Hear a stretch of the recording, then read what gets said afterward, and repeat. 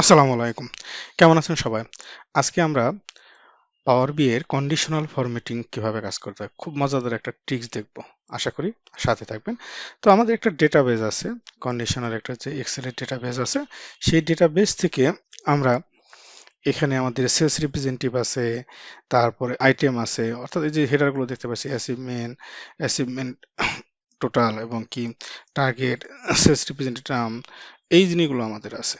এখান থেকে আমরা যে জিনিসটা চাচ্ছি যে আমাদের যে সেলস রিপ্রেজেন্টেটিভ ওয়াইজ আছে, এই সেলস রিপ্রেজেন্টেটিভ ওয়াইজ তাদের যে অ্যাচিভমেন্ট গুলো আছে, এই অ্যাচিভমেন্টের যাদের 50% এর নিচে আছে তাদের যেন চার্টটা অটোমেটিক রেড হয়ে যায়, এবং 50% থেকে 80% এর উপরে যারা আছে তাদেরকে যেন একটা কালার থাকে, এবং 80% এর উপরে ম্যাক্স যারা আছে বা 100% এর উপরে যারা আছে তাদের কালার যেন গ্রিন হয়ে যায়। এই জিনিসগুলো আমরা কিভাবে করতে পারি আমরা দেখব।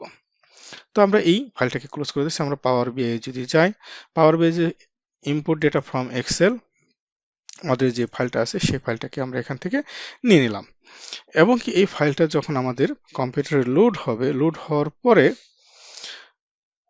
আমরা দেখতে পাবো আমাদের এখানে যে ডেটা যে আছে, যে ফরম্যাটে আছে, এই ফরম্যাটে আমরা নিয়ে নিলাম।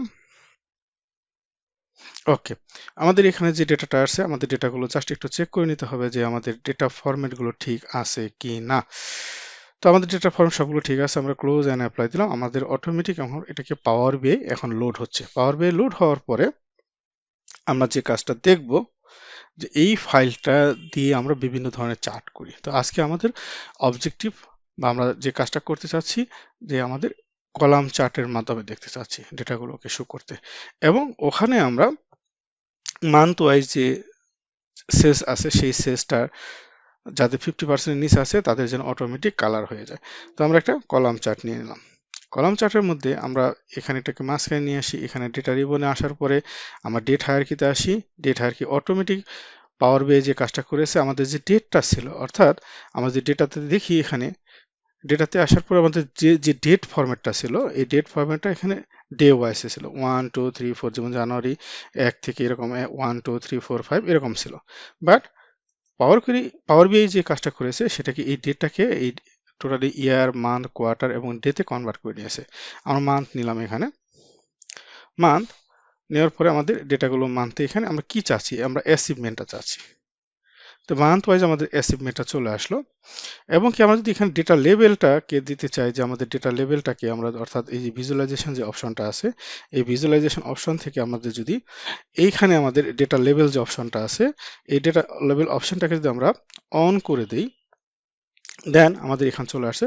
এখানে দেখতে পাচ্ছি 20% এরকম আমাদের আসছে। আমরা এটাকে যদি পার্সেন্টেজে কনভার্ট করে দিই, অর্থাৎ আমরা কি ডেটা ভিউতে এসে আমরা এই যে এখানে যে অ্যাচিভমেন্ট যেটা আছে, এই অ্যাচিভমেন্টটাকে যদি আমরা টোটালি আমরা এখানে পার্সেন্টেজ করে দিই, অর্থাৎ ক্লিক করার পরে আমরা দেখতে পাবো এখানে পার্সেন্টেজে করে দিলাম।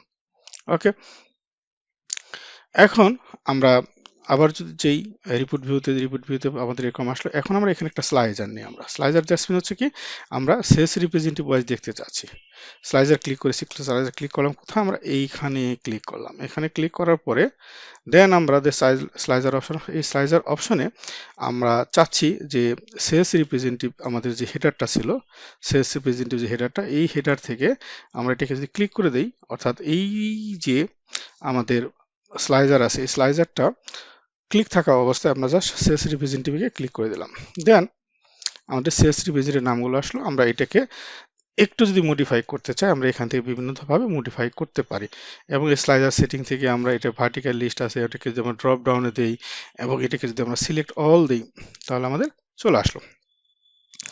এখন আমরা দেখতে পাবো এখানে যদি আমাদের সেলস রিপ্রেজেন্টেটিভ আছে, আমরা যদি চাই যে এখানে আনোয়ারের সেলস কত, ও পার্সেন্টেজ আমাদের এটা অটোমেটিক চেঞ্জ করবে। আরিশের কত আছে, আরিশের চেঞ্জ হচ্ছে, কিন্তু আমরা এদের চেঞ্জ হচ্ছে। বাট এখানে আমাদের আজকে যে কাজটা করতে চাচ্ছি, আমরা যদি এটাকে একটু বড় করে নেই,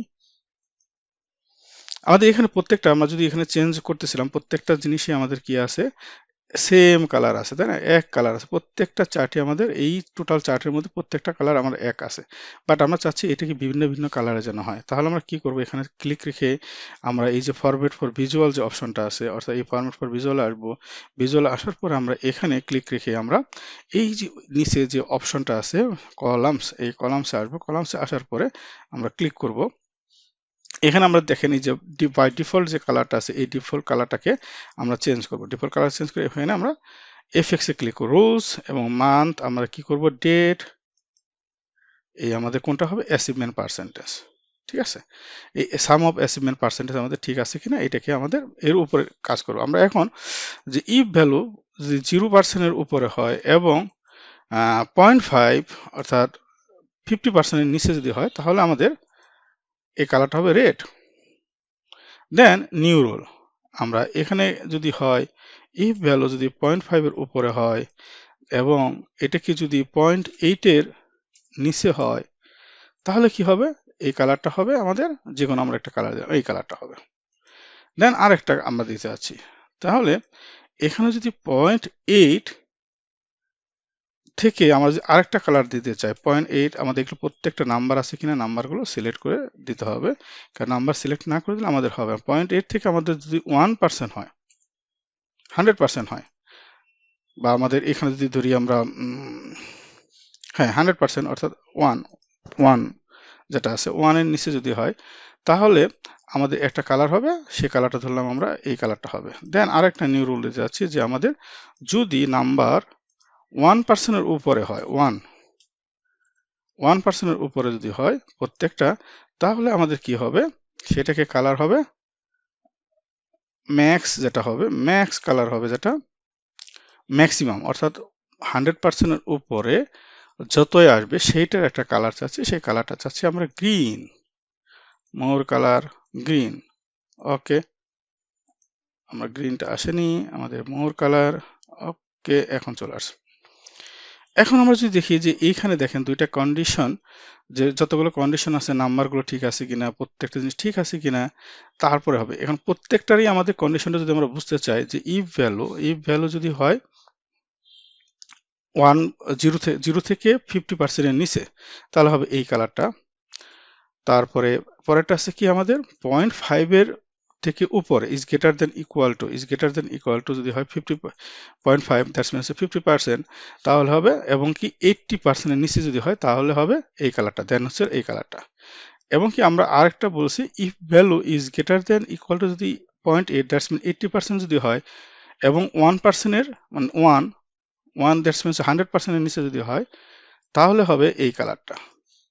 আর যদি ইফ ভ্যালু 100% এর উপর is greater than equal to 100% মানে 1 বেশি হয়, তাহলে হবে, এবং ম্যাক্সিমাম যতগুলো থাকে ম্যাক্স, তাহলে আমাদের হবে এই কালারটা।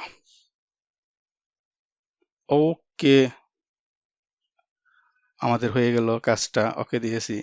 দেন আমরা এখন দেখতে পাচ্ছি, দেখেন এখানে হাসানে আমাদের ইয়ার্স প্রত্যেকটাকে আনোয়ার দিচ্ছি, আনোয়ারে যেখানে যেখানে ওই আমার যে কন্ডিশন ছিল সেই কন্ডিশন ওয়াইজ আমাদের প্রত্যেকটা কালারগুলো চেঞ্জ হচ্ছে, প্রত্যেকটা কালার চেঞ্জ হচ্ছে। দেখেন আমরা যেভাবে করেছি, আমরা যে এখানে এমপ্লয়ি নেম ওয়াইজ আমরা দেখতে পাচ্ছি প্রত্যেক জনের জিনিসগুলো অটোমেটিক চেঞ্জ হচ্ছে।